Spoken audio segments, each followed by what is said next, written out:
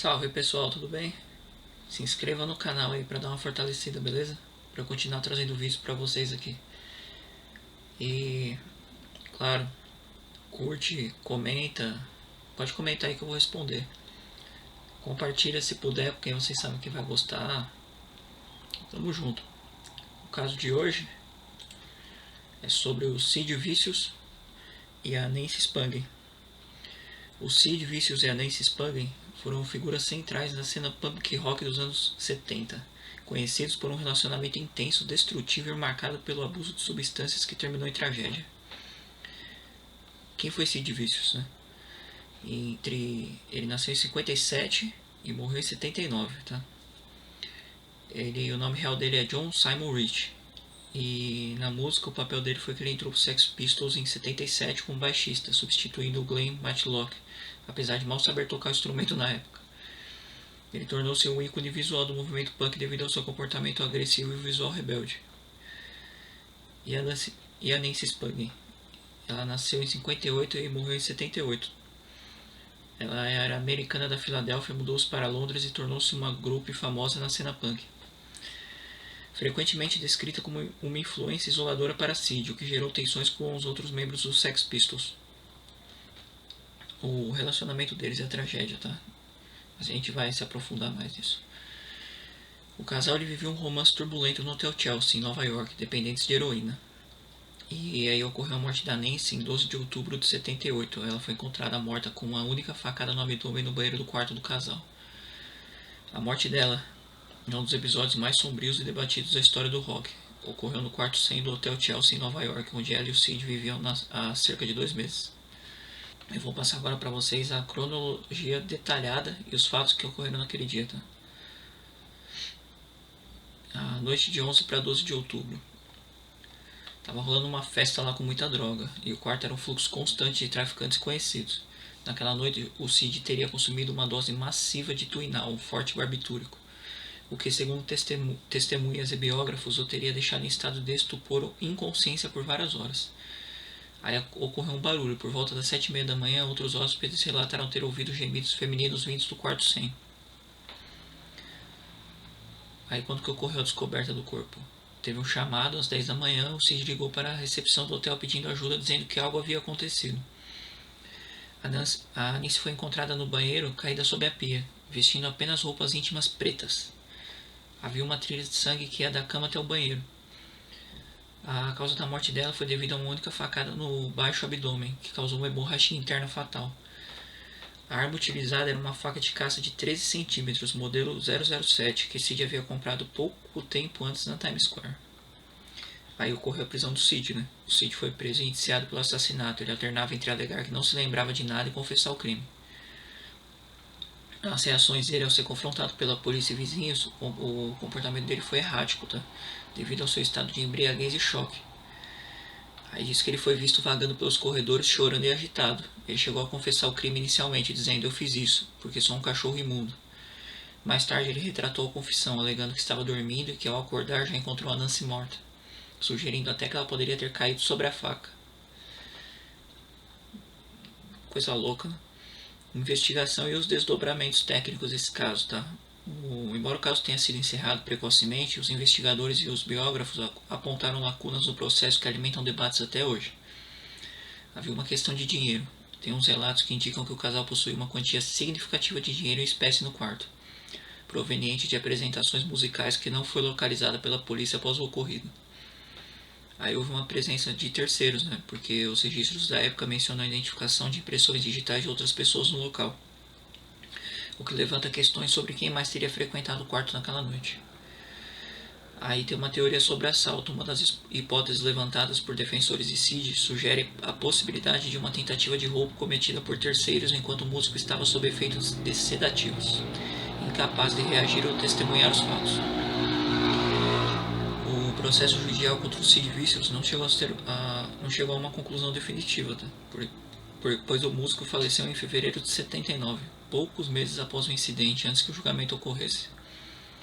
Ele morreu de overdose de heroína em 2 de fevereiro de 79, aos 21 anos, enquanto aguardava o julgamento. E a morte morte dele ocorreu apenas um dia após ele ser liberado sob fiança da prisão de Rikers Island, onde cumpria a pena por uma agressão. A noite do falecimento, tá?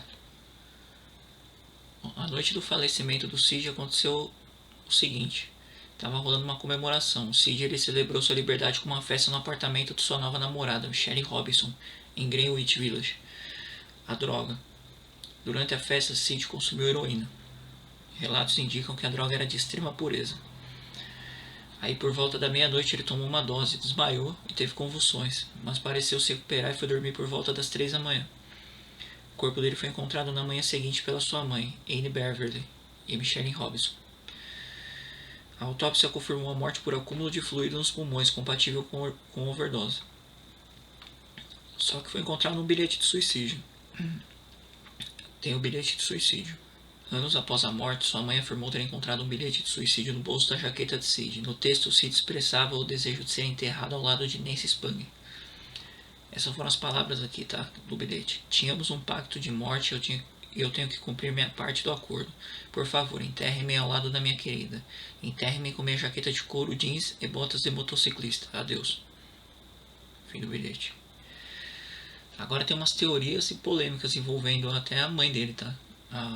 O lance que envolve a mãe dele é que existem teorias persistentes de que a própria mãe de Cid, Anne Beverly, que também era viciada, teria administrado a dose fatal para evitar que o filho voltasse à prisão ou sofresse uma condenação perpétua pela morte da Nancy.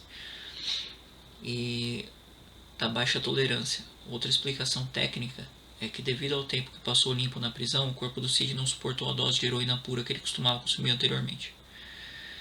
Como a família da Nancy não permitiu que ele fosse enterrado ao lado dela em um cemitério judeu, a mãe do Cid teria espalhado suas cinzas sobre o túmulo de Nancy em segredo. E tem uns mistérios também, tá? Até hoje a morte da Nancy é cercada de dúvidas. Algumas teorias sugerem um pacto de morte, uma tentativa fracassada de suicídio duplo e um traficante de droga. De acordo com um artigo da BBC, um traficante chamado Rockets Redglare poderia ter matado Nancy durante uma tentativa de roubo enquanto Cid estava inconsciente. Eu vi um documentário também que engloba tudo isso daí, né? E é bem... deixa umas dúvidas no ar, né? E tem um filme biográfico também, que é famoso, que é sobre eles, né? Chama Cid e Nancy, o Amor Mata. Cid e Nancy, acho que lá nos Estados Unidos, né? E ele foi lançado em 86. Ele é considerado um clássico cult, uma das obras definitivas sobre o movimento punk, tá? O elenco principal tem algumas pessoas conhecidas. O Gary Oldman, que faz o Sid Vicious. A atuação dele é amplamente aclamada e foi o papel que o lançou ao estrelato. A Chloe Webb como Nancy Spang e a Courtney Love, ex do Kurt Cobain. Ela faz uma pequena participação como Gretchen, uma amiga do casal. Mas lembrando que o filme ele é de 86, tá? Eu não sei se a Courtney Love estava com o Kurt Cobain já nessa época. Curiosidades e precisão histórica sobre isso, tá? É uma ficção versus realidade. O filme ele toma várias liberdades criativas e o vocalista do Sex Pistols, Joe Lydon, criticou duramente a obra na época, afirmando que ela era imprecisa e glamourizava o vício. Teve um apoio de Anne Beverly, a mãe do Sid Vicious. Ela ajudou o Gary Oldman na pesquisa para o papel e chegou a emprestar ao ator a famosa corrente com cadeado que Sid usava no pescoço. E algumas cenas icônicas, né? A cena final do filme ela é estilizada e metafórica, oferecendo uma visão quase poética para o trágico fim do casal, em vez de um relato puramente documental. E você? Você é fã de Sex Pistols?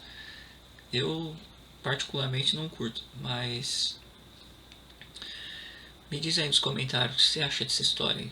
Você acha que o Cid matou a Nancy? Ou você acha que pode ter sido um traficante, uma das pessoas que estava por ali no dia?